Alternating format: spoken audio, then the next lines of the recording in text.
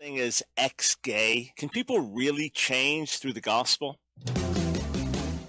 It's time for The Line of Fire with your host, activist, author, international speaker, and theologian, Dr. Michael Brown, your voice of moral, cultural, and spiritual revolution.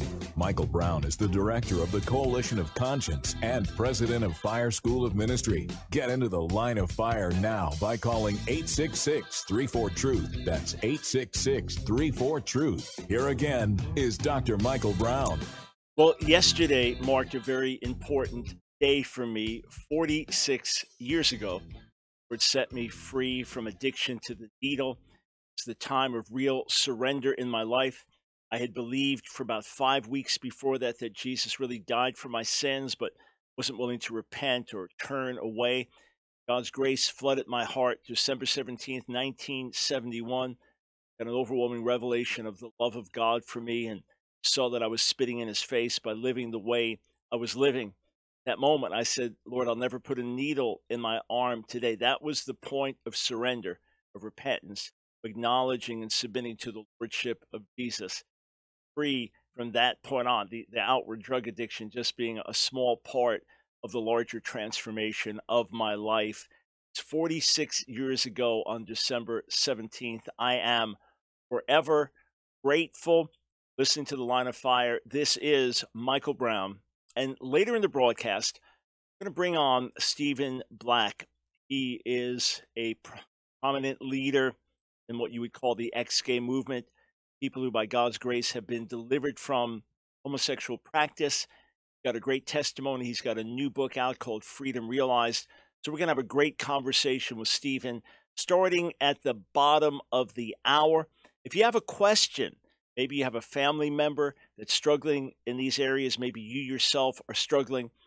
Give us a call in a little while, and we'll put you on with Stephen to talk about these very things, 866-348-7884. But I want to glorify the Lord in my own life and say this.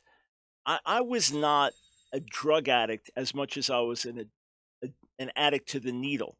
I could not see living my life without drugs and rock music. I couldn't see it at all.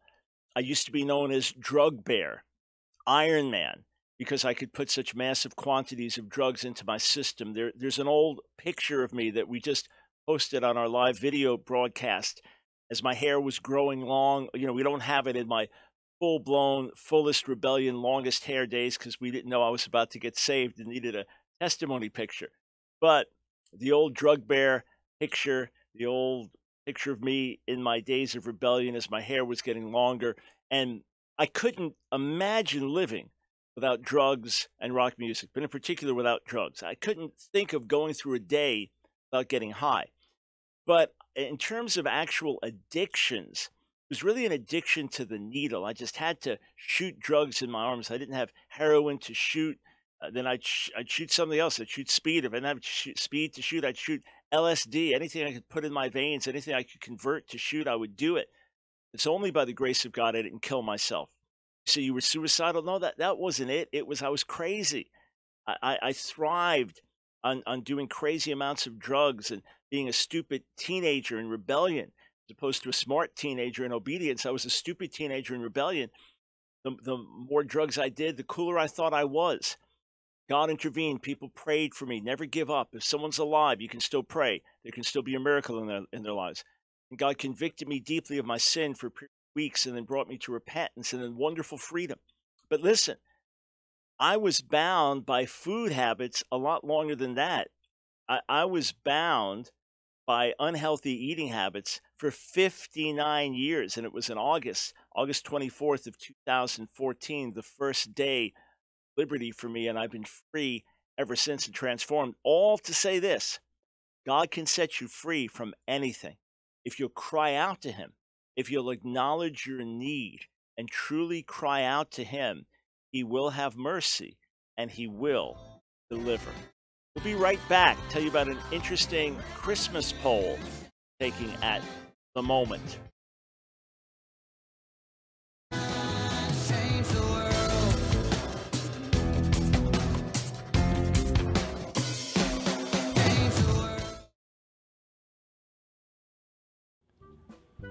I want to present to you a unique way that you can partner together with me to reach Jewish people with the good news of Jesus, Yeshua, the Messiah. Hey, Paul wrote that the gospel is to the Jew first, but many of us don't know how to reach the Jewish people with the gospel. Can I tell you, we have a unique open door and Jewish people are ready to hear, but we need your help. When I was in Israel recently, my last hour in Jerusalem, about a dozen different people came up to me and they wanted to thank me for the impact of our message. One Jewish woman came up to me, a believer in Jesus. She said, "You saved my son's life. He was falling away. He was getting pulled by other objections to Jesus. He read your material. He's back in the faith." A young man came up to me. He said he and his Orthodox Jewish friends, here he is, I mean, with the yarmulke, the head covering, the traditional Jewish outfit, he said he and his Jewish friends, his Orthodox friends, watch my debates with rabbis. A few years ago, I was able to lead a Holocaust survivor to faith in Jesus. He was a brilliant man, an atheist who had fled the Holocaust. He read my books on answering Jewish objections to Jesus, came to faith, led his wife to the Lord before they left this world. Friends, we have the resources. We have books ready to be translated in Hebrew to be distributed in Israel. We have our Real Messiah website, unique for reaching Jewish people, Orthodox Jews with the gospel, ready to be translated in Hebrew, ready to do internet campaigns to get into every home in Israel. Every cell phone in Israel can have this message, but we need your help. Every gift to our ministry will literally help us reach another Jewish person with the good news of Jesus the Messiah. Go to AskDrBrown.org. AskDrBrown.org. And when you go there, we will partner together to bring salvation to Israel and the Jewish people. Together, we're making a great difference. Now is the time to reach the lost sheep of the house of Israel, to share in this end-time harvest of Jewish souls, and to find out how to receive this 2-DVD set, Predestination, Election, and the Will of God Debate. Go to AskDrBrown.org and...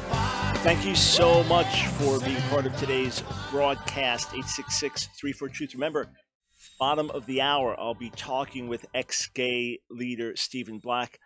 His new book, Freedom Realized. Also, during our interview, we'll talk about the demise of Exodus. Say, yeah, didn't that show that people don't really change? Didn't the leader of Exodus say something like 99% of the people he's dealt with never really changed? And that an admission of failure, and this whole ex-gay ministry is a sham? Well, you'll find out the truth about that. I speak with Stephen Black a few minutes from now. So I'm doing a poll on our Facebook page, the Ask Dr. Brown Facebook page. Right now, Facebook allows you to do simple polls with only 2 options. So you can't give like 4 choices or 5 choices. You can only give 2 choices. So I asked a simple question. Do you celebrate Christmas? Do you celebrate Christmas? Simple question. And then I asked why or why not. I posted it yesterday morning, 10:16 in the morning. In fact, during a service at Fire before I spoke yesterday, I thought, oh, I need to post this, and just took a moment out to do it. A full confession there. And I forgot that the default is 1 week. On Twitter, it's 1 day default, but on Facebook, it's 1 week. So it's going to be up there for a while longer. Do you celebrate Christmas? It already has more than 4,100 votes. So it's got a lot of people voting and weighing in. And then there's quite a discussion going on, hundreds and hundreds of comments, why we celebrate it, why we shouldn't celebrate it, how we celebrate it in our own way, and on and on. So get involved with that. And I wrote an article that's also gotten a lot of attention. And my article is a Messianic Jew reflects on Christmas. Messianic Jew reflects on Christmas. You have to understand that growing up in a Jewish home, Christmas was not a major holiday for us, and it was certainly not a religious holiday. And then as I got older, I remember I was responsible for chanting the prayers for the lighting of the Hanukkah candles. And then you'd get, small gifts for each day for Hanukkah. Used to say that the Gentiles did it better. The Christian friends did it better. They had a big Christmas and got one big gift. But, I'm just talking as a kid, some of the silly memories. But Christmas, that's for the others, the Goyim, the Gentiles, the Christians, not for us. Then where I came to faith 1971, and Nancy as well, 1974, was an Italian Pentecostal church, and they did not have any celebration of any particular day. Yeah, there were more people there on a Sunday morning than other days of the week, but it was not considered any different than any other day of the week. And come Christmas time, you didn't sing any different hymns. There was no Christmas decorations. It was part of the Italian Pentecostal tradition that got rid of a lot of other traditions. So that's the environment in which we got saved. So celebrating Christmas just became kind of a fun family thing to do with no real spiritual meaning. Just okay, like another birthday time, and you get to give extra gifts around to the family and have a family get together, etc. There was no spiritual significance to it. Then we started going to another church, and they decorated it at Christmas time, and they sang like "Joy to the World," and I remember thinking, "What? What's in church? What's this?" Because it seemed that just seems something separate. It's no biblical connection. It's nowhere in the Bible where it says to especially commemorate the birth of Jesus. There's nowhere in the Bible where it says to do it at a particular day or time of the year. But some of the hymns that you'd sing there, "Joy to the World" and different things like that. They were great hymns. We would sing them at that particular time of the year, and sometimes the passages from Matthew and Luke, the birth of the Messiah, would be read, and it was powerful to hear them at that time of the year. So I fully understood. For some, this was a spiritual time of the year, even though the evidence is against Jesus being born December 25th. And I understand that December 25th was previously a pagan holiday, a pagan holy day to one of their deities, and that the normal understanding is because so many people in the Roman world were coming to faith and becoming Christians, so well, why not set apart this day? There were early church leaders who actually thought Jesus was born December 25th, as I said, as I understand it, the evidence is against it. But there were those who said, yeah, this is when we believe he was born. And then others, well, why not take this day then? It's a pagan holiday. Let's make it instead a celebration for the Son of God. In other words, redeem it. Every day ultimately belongs to the Lord. The devil has no right to a single day, a single moment on the calendar. Not redeem it. Now, I understand that for many, Christmas is totally materialistic, that the world celebrates it in a materialistic way. I understand that. I understand that there are a lot of customs that we bring in that have no real relevance to the birth of Jesus. A Christmas tree or stockings that you hang up over your fireplace. Obviously, that is not a way to be reminded of the birth of Jesus. Oh, that reminds me of this chapter in this verse, obviously. And I have Messianic Jewish friends that celebrate the Messiah's birth during Sukkot tabernacles, and they say, we think the best evidence is he was born then. It says in John 1:14, he tabernacled among us. But for me, if someone is glorifying the Lord on this day and celebrating the Messiah coming into the world as King of the Jews and the hope that this brings to humanity, and it's a time when the world is talking about these things and it's an opportunity to share the gospel, then great, wonderful, God bless you. And no, it's not pagan to have a tree in your house. It's pagan to bow down and worship that tree. Yes, to have a physical tree in your house and decorate it, not pagan in itself. It's pagan to decorate it and worship it as a god. Having said that, I am perfectly at home with people saying I could never celebrate Christmas. I feel it's wrong for all the following reasons, and I don't do it at all. Or we do it at a different time of the year with our family. Wonderful. And I'm perfectly fine with those who say, hey, we grew up with this and it's sacred, a very spiritual time of the year for us, and Jesus is glorified. Wonderful. My view is let each be convicted for the Lord. All right. So talking about the birth of the Messiah, talking about Israel, where he was born, he was not a Palestinian. Jesus was not a Palestinian born in the Palestinian city of Bethlehem, the way he's often presented by radical leaders today. No, he was a Jewish baby born to a Jewish virgin named Miriam in the Jewish city of Bethlehem. Now, Jerusalem has our attention once again. Jerusalem, Israel, has our attention once again because of President Trump officially recognizing Jerusalem as the capital of Israel and saying, yes, we will move our embassy there. I remind you, this has been the on books policy of every president since President Clinton in 1995. He failed to act on it. George Bush failed to act on it. Barack Obama failed to act on it. Donald Trump, to his credit, is acting on it. Yes, to his credit. He is simply recognizing reality. And I believe this is something that God will bless. I believe it personally. I believe this is important in the sight of God. It is just, it is right, it is righteous. Listen, repeat this. I've said it many times. Jerusalem was not the capital of Palestine or Palestinian state or a Palestinian empire before the Jewish people reclaimed the land and reclaimed Jerusalem as their own. And look, there were times when there was full Muslim access to Jerusalem, that the population of the city was very small. And Jerusalem is not like Mecca and Medina to Muslims. Jerusalem to Jews is like Mecca and Medina to Muslims. The narrative, the way it's put forth now, is that Jerusalem is this specially holy city for Muslims and for the Palestinians. And of course, it has to be their capital. Why can't the capital of a Palestinian state, if you had a two-state solution, why can't it be in Ramallah? Why can't it be somewhere else? Why must it be in Jerusalem? It's a fair question to ask.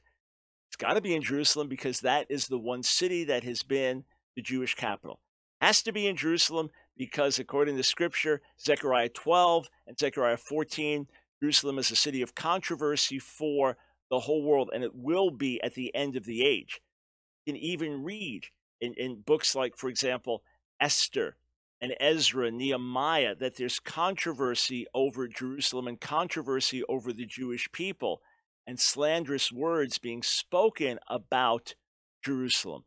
This is a city that brings division and it brings things to the surface. Big rally, Indonesia protesting president's move. We'll talk about it when we come back.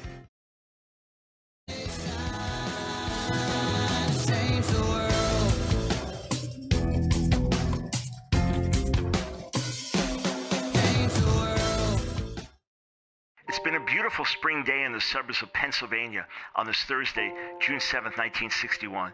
You just got home from work and your wife's almost finished preparing one of her typically delicious dinners. Tonight is TV night and everybody's ready to enjoy Ozzie and Harriet and Leave It to Beaver. Of course, a live in-person show is incredible. Who could forget your family outing 2 weeks ago when you all drove into Manhattan and saw My Fair Lady on Broadway? But TV has its own unique appeal, especially with shows like Lassie and Andy Griffith and Walt Disney's Wonderful World of Color and Father Knows Best and the Flintstones. And they're all on at night so the whole family can enjoy them together. Well, on this lovely spring night, you're a bit more tired than you realize, fighting to stay awake through the current Beaver episode, even though it's a bit more suspenseful than normal. But this night, you doze off just before the end of the program, and when you wake up a few minutes later, everything's changed. Well, the TV's still there, except it's giant now, flat, hanging on a wall, exploding with colors, and instead of the smiling Cleaver family, it's... No, this can't be real. A nude couple going on their first date? What's happening? In a panic, you look for another channel, quickly figuring out how to use the newfangled remote control you now hold in your hands, but your eyes can't believe what you're seeing. Did I wake up in hell? But something else is different when you look around the room. You're the only one there. Your 15-year-old son is out with his best friend Robbie, who used to be called Robin, back when he was a girl, along with Robbie's 17-year-old brother. They went to see a new movie in the Hostel series where people are tortured to death and mutilated for fun, but hey, at least he's out of the house. It's better than playing Grand Theft Auto for 6 straight hours where your boy's raping women and killing cops on his video screen. Suddenly, you wake up with a start. This was all a dream. With relief, you look around at your wonderful family smiling at their dad who fell asleep in the middle of TV night, and you think to yourself, thank God, this was only a bad dream. There's no way America, or my family could ever look like that. The Line of Fire with your host, Dr. Michael Brown, your voice of moral, cultural, and spiritual revolution. Here again is Dr. Michael Brown. So, Donald Trump and Jerusalem. My most watched video on YouTube in the last week or two is one that we did during the Line of Fire, where I talked about 250 rabbis in Israel saying that he is fulfilling prophecy by officially recognizing Jerusalem. And in doing so, they're saying, look, all these scriptures talk about the Lord building up Zion or rebuilding Jerusalem. This is something that traditional Jews pray for on a daily basis and have done so for hundreds and hundreds and hundreds and hundreds and hundreds of years. It's the one city in Scripture where it says, Isaiah 62, that God has placed watchmen on the walls of Jerusalem who are to give him no rest till Jerusalem is the praise of all the earth. That's what it says. Give him no rest till Jerusalem is the praise of all the earth. When did that stop? When did that change? I saw this prayer guide years ago, and it quoted from Isaiah, the 62nd chapter. And it said that this is prayer now for the church, everything God called the church to be. No, this was prayer for Jerusalem. Shine like a bright light over the whole earth. Remember, it is to Jerusalem that the nations will come in Isaiah, the 2nd chapter. At the end of the age, that they will stream to Jerusalem. Zechariah 14 tells us the same thing, to worship the God of Israel. This city will shine like a light over the whole world. We are not to stop praying until that happens. Now, again, we might see things go backwards and forwards before that happens, meaning that someone may come and another president and make some agreement to divide Jerusalem, do something horrific like that. But this is definitely a right and a righteous thing. So in Indonesia, we'll put up a picture on our YouTube feed for those watching. There was a large demonstration there, 10,000 people, according to the reports. And looking at the picture, yeah, I'd say that looks like a good 10,000. Looking at the size of that platform, looking out, I think that's a realistic 10,000. And the people were rallying what? Against Israel. They were coming together to rally against Donald Trump, against the decision to locate the embassy to Jerusalem. And you say, yeah, well, why do this when it's going to create so much controversy? The article says tens of thousands of Indonesians rally over Trump's Jerusalem stance. And it explains that this rally was targeted for that specific purpose. Yeah, of course, in the Muslim world, there is going to be incitement. In the Muslim world, leaders are going to say, this is a wrong thing, this is a destructive thing. They're going to claim that Muslims will no longer have access to their holy sites in Jerusalem, which is bogus. When Muslims have had control of the area, Jews have not had access to holy sites, and in centuries past, Christians have not. Okay? Some Muslim nations and setups have been more tolerant, but in other cases, there has been no access allowed. When Jews have had control, then in the time that the founding of Israel, again, Muslims, fine, go up to pray at the Dome of the Rock. Fine, go ahead and do that without restriction. In fact, if you go as a Jew, doesn't matter who you are, doesn't matter how traditional your outfit, you go to pray at the wall. It's called the Western Wall or the Kotel or Wailing Wall, but just the wall. That's how you call it in Hebrew. When you go to pray there, you have to go past metal detectors. There's a checkpoint with soldiers. You say, you mean thousands of Jews who pray there every day have to do that? Yes. Go there with a tour group, you have to go through that? Yes. Well, Dome of the Rock, if you're a Muslim, you don't have to do that. And when Israel recently established that because of some violence there was an uproar. They said, okay, I'm thinking, well, hang on. Why do Jews in their own territory, in their own nation, in their own state, in their own city, have to go through metal detectors to go pray at the wall, that Muslims don't have to go through the same thing to pray at the Dome of the Rock? This is Israel in many ways doing its best to make full access available to Muslims so they can go to the Dome of the Rock or nearby Al-Aqsa Mosque. So It is a lie that circulates. They're gonna destroy the Dome of the Rock, or they're restricting use there, or they're gonna profane the sacred. No, under Jewish rule, that won't happen. You say it again. There is no historic foundation, no historic basis. Palestine state with Jerusalem as its capital. Just looking over at some of the comments on our YouTube live feed there. Thanks for weighing in.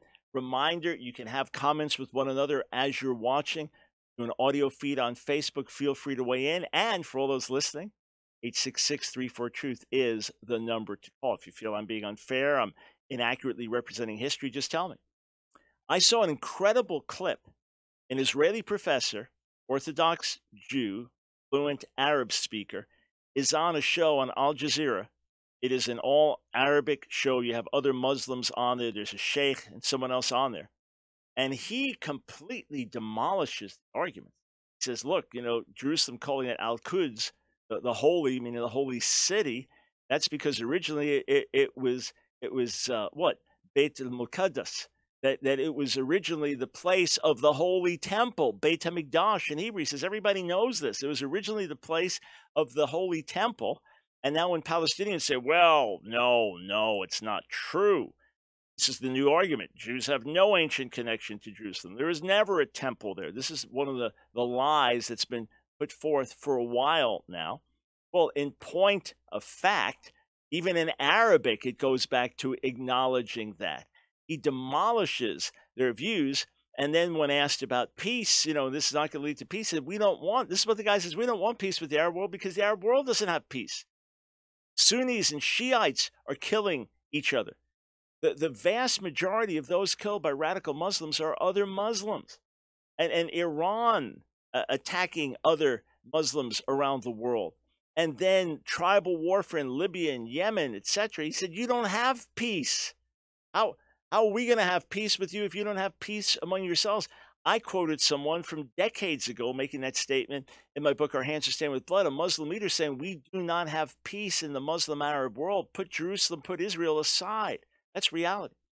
But in Haggai, the first chapter, when the people of Judah got back to building the temple, they had been using money for themselves first and taking care of their own needs first. And God said, it's never enough. You never have enough, do you?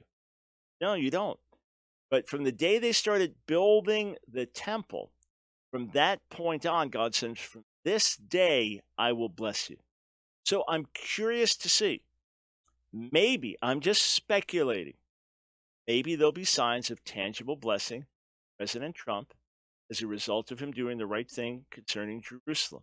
Honors the Lord, and it's right for the Middle East. It's best forward with a peace process based on reality. Maybe the passing of the tax reform bill will be something that brings favor. Maybe, I'm speculating, there'll be a moderation in the way he does certain things to not make as many enemies. Maybe his popularity will go up. We shall see. We shall see. We'll be right back with Stephen Black talking about freedom realized coming out of homosexuality. Stay with us.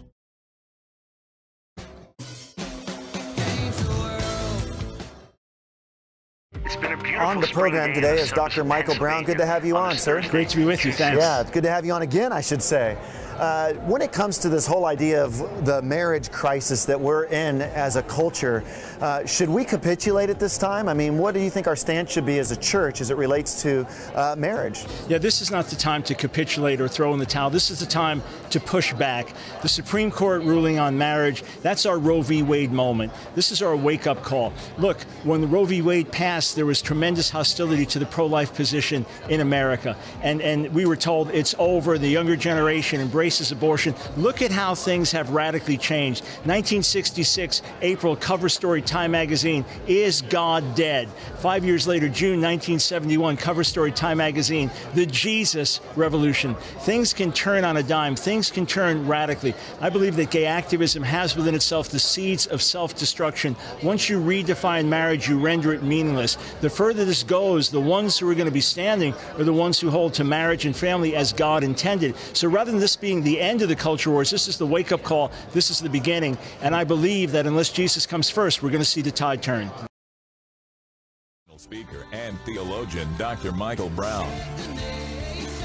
Your voice of moral, cultural, and spiritual revolution. Get into the line of fire now by calling 866-34-TRUTH. Here again is Dr. Michael Brown. Is there really such a thing as ex-gay? Do people literally come out of homosexual practice? Or is this just a myth? Or are we selling snake oil to people when we say Jesus can really change them, or counseling can really help them? Or are these desires, attractions so innate, so deep, so immutable that nothing could ever change them, that sexual orientation, romantic attraction, sexual desires, these things are just like skin color? You are what you are. Or is there hope for transformation or even just modification of behavior and desire through the gospel or through counseling? My guest, Stephen Black, has written the new book, Freedom Realized. Joe Dallas wrote the foreword to it. It was my joy to write an endorsement for it. Subtitle, Finding Freedom from Homosexuality and Living a Life Free from Labels. Stephen's the executive director of First Stone Ministries, and he serves as chairman of the board of directors for Restored Hope Network, which formed in 2012 to supply a biblically orthodox network of ministries sexually broken after the collapse and closure of Exodus International. If you have a question for Stephen, for your own life or for someone close to you, number to call is 866-34-TRUTH, or you're watching on our live YouTube feed, you can post your question, Stephen, there, and we'll try to take some questions a little bit later in the broadcast. Hey, Stephen, welcome back to the Line of Fire. Great to have you on. Thank you, Stephen. Pleasure. Now, Stephen, there's a lot I want to talk to you about, but let's just start with the fundamental question. Do people really change? Can Jesus not only deliver someone from homosexual practice, but actually change their desires, or is that asking too much? Inclusive, shadow of its gospel, fact change. And the reality is we had 1,200 client folders up in a storage room. And in 2012, the question began, where are all these people as a result of what Alan Chambers and others were saying that nobody can change, or 99.9% don't? So that got us stirred up, and I put together a database, and we were able to make contact of 500 people that had been through our ministry over the last 25 years. And with that, we were able to get out of the 500, 185 of them to fill out a pretty extensive survey online anonymously. And, you know, anybody knows anything about doing surveys, it's like pulling teeth to them. And we got 185 of those people, and more than 70% of those people have gone on to live a life completely surrendered to Jesus Christ, free from any kind of a label. They don't wear gay Christian. They don't wear ex-gay. They've gone on surrendered. And that is also my own story, my own testimony. So absolutely, conclusively, people are finding lasting freedom from a lifestyle identified as gay or homosexual. Right. So your identity, even though we talk about you being an ex-gay leader, your identity is you're a child of God, a lover of Jesus, and also a husband, and also a father. Stephen, just 30 seconds before the break, Freedom Realized, is that for everyone to read or just someone struggling with sexual brokenness? No, there's actually practical helps for ministry leaders, and then the survey, but certainly for the struggler, but also some real practical helps on how to. Wonderful. All right, friends, we've got a lot to talk about. Want to find out about Stephen's own story and get the behind-the-scenes truth as far as what happened with the collapse of Exodus International and how it ties in with the hyper grace message. We will be right back.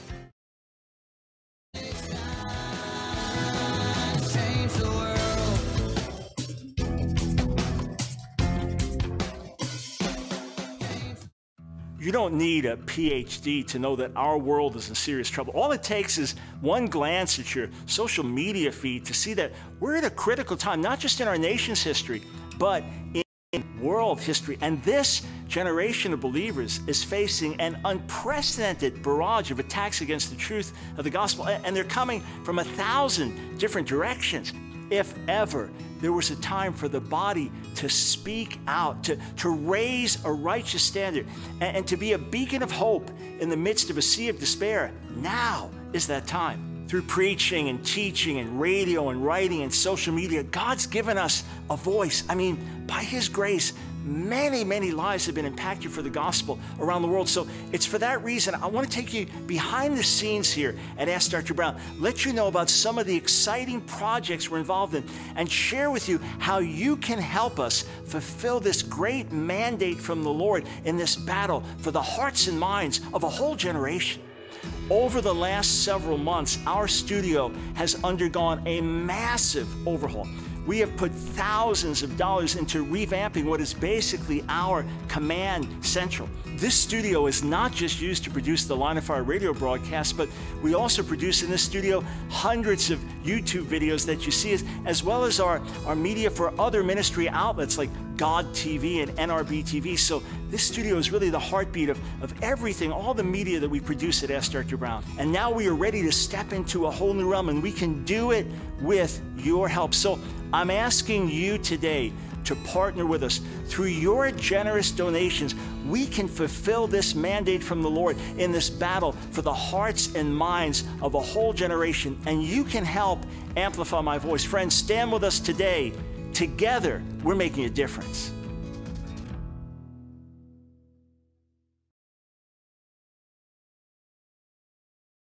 Oh God of burning, cleansing flame, send the fire. It's the Line of Fire with your host, Dr. Michael Brown. Get into the Line of Fire now by calling 866-34-TRUTH. Here again is Dr. Michael Brown. I'm speaking today with Christian leader Stephen Black. What I love about Stephen is he is unashamedly bold in preaching Jesus, in preaching holiness, in preaching the gospel without compromise. And like me, he finds fault with a superficial gospel message that bypasses cross, talking about a radical salvation from sin into salvation in Jesus. Stephen's new book, Freedom Realized, Finding Freedom from Homosexuality and Living a Life Free from Labels. Stephen, it was many years ago when internet was fairly new, and I was witnessing to someone in a chat room that I referenced a friend of mine who had come out of homosexuality. And it's the first time I heard people say, no, that's impossible. He's either bisexual or he was suppressing his real nature. And over the years, I realized, wait a second, if someone used to be an alcoholic and they still find that they would like alcohol, but they say no to it, and they haven't had a drink in 20 years, we'd be excited about that.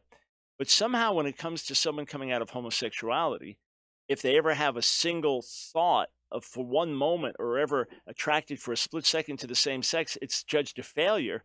Whereas, many people that are free, that are loving life, enjoying life, free from bondage of the past. And, maybe every so often they can have a temptation, but since when did that ever disqualify someone from being really changed? Right. Nobody gives it. Reality is that's a good analogy with dealing with alcoholism. The reality is that even we know when people get older and they were sex addicts or they were addicted to pornography, can find freedom from a life defined by sexuality. And so why can't somebody make a decision or change? And we actually can see it in Hollywood. Got Ellen DeGeneres. She came out with Anne Hesh, and now Anne is living with a man with children and living a heterosexual existence. Change happens all the time, Michael. It really does. And I have witnessed it firsthand for over 30 years.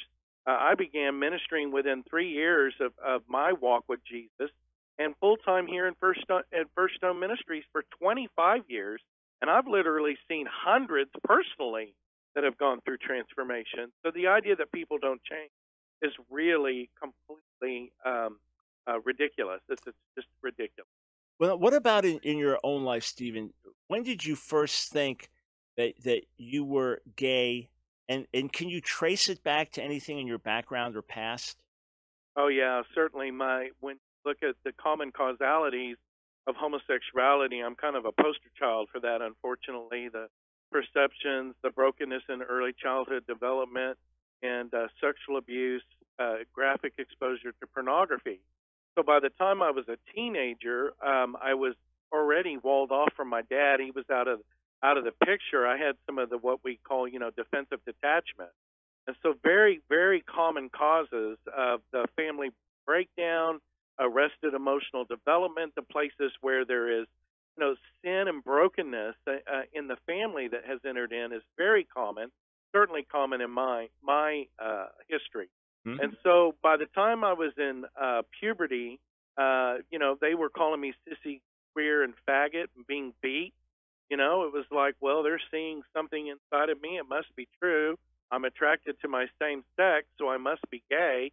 And I just kind of embraced it, spiraled into a place of real depression, was going to take my life because I didn't know anything about a gay community. I'd been raised in a Catholic environment, Catholic parochial school, and didn't know a bunch of gay people. And then this guy kind of showed me the ropes and turned me out and introduced me to the gay community. And it brought a sense of relief. And so I entered into homosexuality and being gay identified at age 14. I look at that now and I'm just going, wow. But now I've spent 8 years. The last 6 of those were extremely dark and very perverse. I didn't know that I couldn't have any other desire outside of being gay. So the idea that someone can't change, and I'm telling you, I have really gone through transformation in my life where I really do not have temptation at all towards my same sex. Now, that's not true of most of the men I minister to, but people change at varying levels in all of their areas of life, and temptation is just part of the fallen nature. And of course, people are going to be tempted, but say that people can't change or change the direction of their life is really actually kind of cruel. Not love at all. Yeah, it isn't. It claims to be love, and it claims to combat false hope and things like that. But no, in reality, it's not love, because we're not telling them the truth. Jesus said, "If the Son sets you free, free indeed." How long have you been married now, Stephen? 31 years. We're going into our 30. And kids? Yes, I have 3 adult children, 1 in heaven. We lost Charity actually the very day I resigned from Exodus, and that was a trial in itself. And then I have 4 grandchildren. Incredible, incredible. And when you talk in the subtitle of your book, Freedom Realized, about living without labels, what does that mean?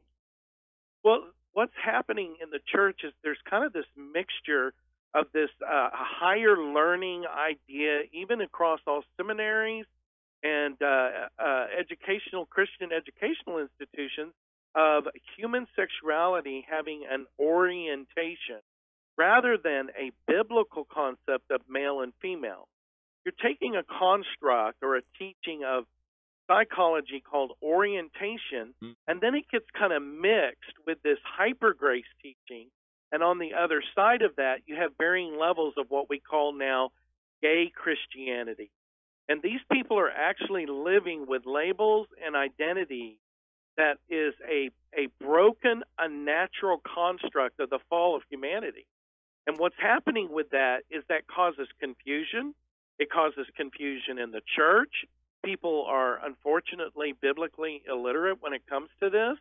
And then who wants to be labeled a homophobe, a bigot, hateful, unkind? Yeah. And so that's what a lot of pastors are dealing with.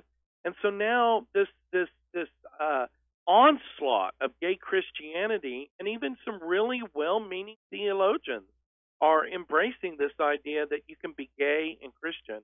And it's really a disservice to not only the people that are suffering, but also to the entire Church of Jesus Christ, because it really does sow confusion.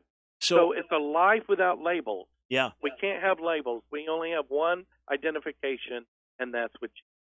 So on the one hand, there is the all-out deception that says you can practice homosexuality and live with your partner, be, quote, married to your partner, and you can live holy lives together because love is love. So there's that full-blown, all-out deception.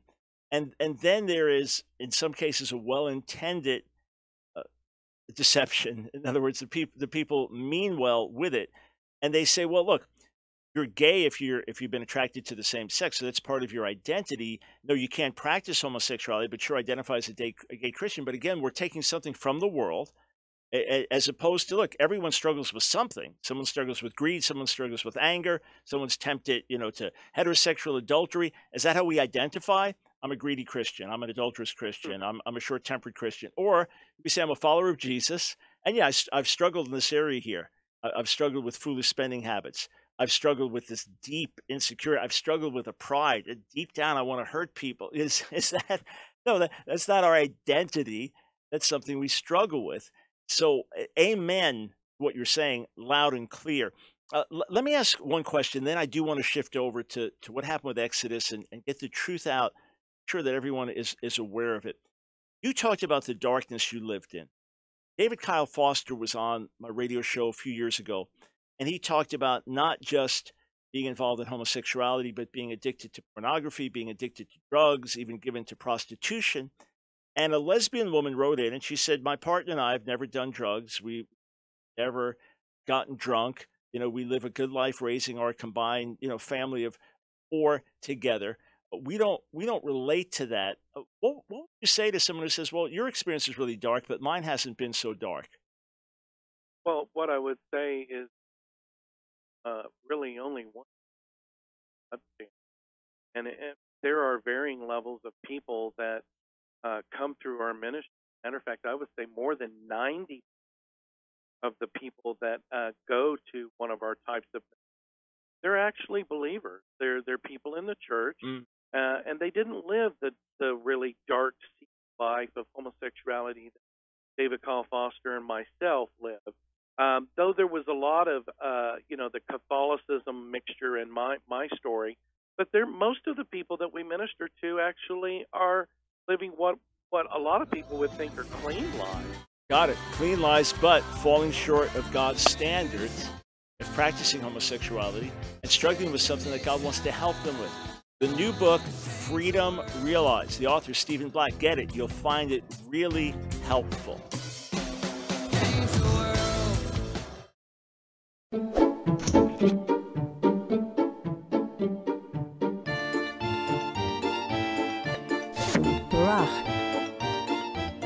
Barach, to bless, to praise.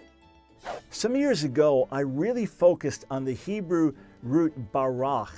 And in some cases, it means bless, where God blesses us. In other cases, it means praise, where we are blessing God. And I really researched the meaning of the word in Hebrew. I want to give you some of these insights.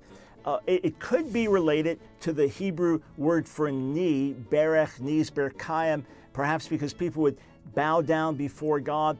There's a pool where you drink from brecha. Does the kneeling come from drinking and it's unrelated to blessing, praising? We don't know for sure. But what we know is that this verb, barach, is very, very important. For example, in Genesis 1, when God blesses his creation, it's not just words, but there is empowerment for the blessing. And with that blessing comes ability to be fruitful and multiply. God blesses and says, be fruitful and multiply. It's him speaking good words over us and over his creation, and thereby empowering us to do what he has called us and made us to do. And that's why in Genesis 27, there's a tremendous battle over the blessing. Isaac is in a battle with his sons, Jacob and Esau. Each want the blessing because they know with that blessing comes divine empowerment. You say, but how can we bless God? When God blesses us, he speaks good things over us and empowers us to do those things. And that's why the most important thing you can have in your life is the blessing of God. But how is it that we bless him? Think of blessing as speaking good things about and good things over. When God speaks good things about us and good things over us, he supernaturally empowers us. When we speak good things to God and about God, we bless God, we praise him, and thereby bring him joy. So God blesses us. We return the blessing to God. He returns the blessing to us. It's a cycle of wonderful blessing. 3-4 Truth. Here again is Dr. Michael Brown. My guest is Stephen Black, Christian leader, Restored Hope Network. He's on the board of directors there. This is a network that was raised up to help people dealing with sexual brokenness, same-sex attraction, etc., after the demise of Exodus, which was a network of ministries that have been doing that very thing for years. His new book, Freedom Realized. I encourage you to get the book, read it. You'll find it candid, revealing, helpful, scripturally based, and full of hope. Stephen, before we talk about what really happened at Exodus, some questions from our YouTube viewers. John wants to know, do you think demons cause homosexuality? Yes and no. There is always an element of demonic activity around all sinful beings. But the reality is that began in the garden, and we have a propensity or a nature towards sin. So most of what we see in the development of a person is environmental factors. And of course, there's always going to be the work of Satan around that. And then for the people that actually go into homosexuality and begin practicing that lifestyle, then yes, in fact, there's going to be demonic oppression involved in their. All right, another question on YouTube. Is it possible for someone to change in terms of sexual desires, romantic attractions, without being saved? That's a good question. I mean, if a person is willful enough, and we know that through some of the reparative therapy and seminars, there have been people that have had a Jewish offering and a psychological-based offering, and they will experience some great levels of change.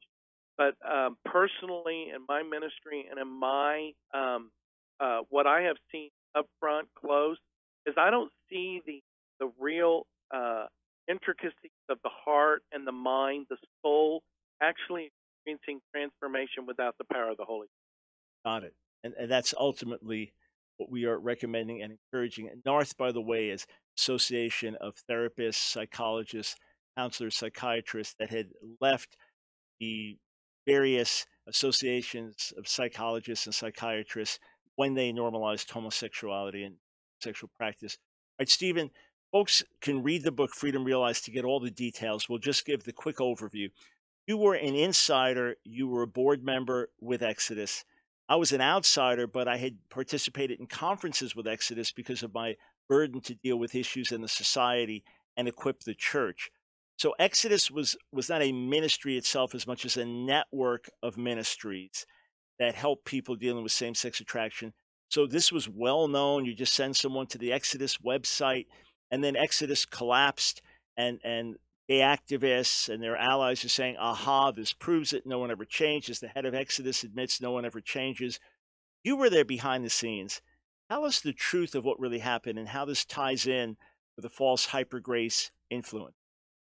Yeah, the hyper-grace was fortunate Alan Chambers' pastor and mentor, and even Clark Whitman calls Alan like his son. He was also the chairman of the board of Exodus, and his influence started in about 2000 with this new revelation. He calls it a divine revelation that surpasses even reformers, that they got a revelation of grace, what they call pure grace. And so there was that was taking place, this antinomianism, which is hyper grace, mixing with Alan being able to take some proactive business, very business savvy, Clark Whitten is, and they were able to change the board structure where the directors of the network were no longer empowered. And so Alan was able to take control of the board, and then it essentially became a ministry of Alan Chambers. but it was just a home office. It was a networking office. And just like Ann Polk over Restored Hope Network, he is there to serve the network of ministries that do the frontline work. And a lot of people, even the gay activists, oh, Exodus closed. And it was like, no, Exodus the office, but not the work of ministry. All the frontline ministries were still doing, pastoral care, and the more mature ministries like First Stone, Outpost, Desert Street, some of the ministries that have been around for 40 years, we're still here. We're still ministering. We're still helping people. Right, and there's a new network bringing those ministries together, Restored Hope Network. And if you're looking for resources, or you're struggling, or know someone struggling in these areas, great place to go, Restored Hope Network on your website. So, Stephen, we're talking publicly and plainly because both of us have addressed these things privately and That's publicly. right. We've reached out to people involved. But there's a statement you said you heard Pastor Witten, to whom I've reached out and said, let's dialogue about our differences. I wrote my book, Hyper Grace, and quoted him and said, I'm going to be quoting you. And to this day, my door's open for interaction. But he made a statement at a conference that you were attending that really caused you concern. Can you give the gist of that?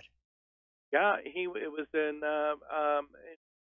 Ridgecrest, and he literally said the grace of God was so good that it covered even people that would go out and practice lasciviousness.